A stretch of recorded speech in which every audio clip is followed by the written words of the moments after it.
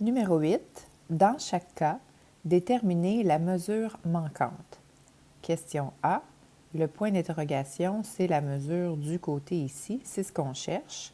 Et on nous fournit l'aire de cette figure plane. Quelle est cette figure? On observe 4 angles droits et 4 côtés égaux. Donc, il s'agit d'un carré.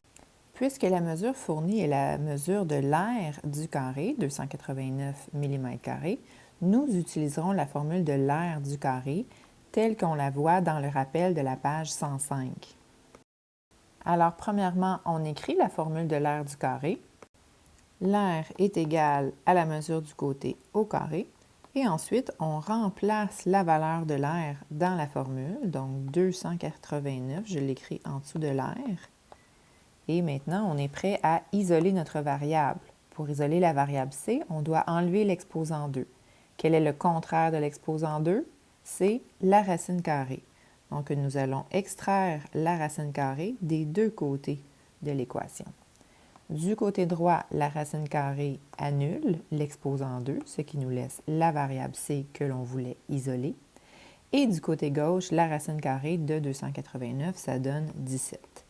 Donc, réponse finale, la mesure du côté du carré est de 17 mm. Aux questions B et C, nous sommes en présence d'un rectangle et d'un parallélogramme, et les deux ont la même formule d'aire, c'est-à-dire base fois hauteur. Dans le cas du rectangle, nous connaissons la mesure de son aire et la mesure de sa hauteur, et nous cherchons la mesure de sa base. Tandis que dans le cas du parallélogramme, nous connaissons la mesure de son aire et la mesure de sa base, et nous cherchons sa hauteur. Avant de poursuivre, prenons le temps de remarquer que lorsqu'on cherche à déterminer une mesure manquante, on va commencer par identifier le type de figure, trouver la formule qui correspond à ce qui est fourni. Dans ce cas-ci, c'était l'aire qui était fournie. Donc, on a écrit la formule de l'aire. Par la suite, on va aller remplacer toutes les valeurs connues et bien identifier quelle est la variable inconnue que l'on cherche à isoler. Ensuite, à cette étape, on peut procéder à l'algèbre, c'est-à-dire en faisant l'opération contraire de l'opération affectée à notre variable. Dans ce cas-ci, la variable b que l'on cherche à isoler est multipliée par 5,12. Quel est le contraire de la multiplication? Bien, c'est la division. Donc, on va diviser par 5,12 des deux côtés de l'équation.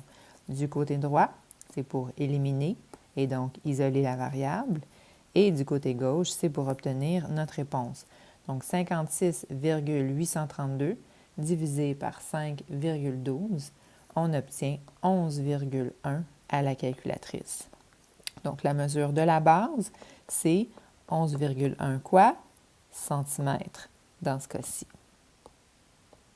Je vous laisse terminer l'exercice C et essayer l'exercice D par vous-même.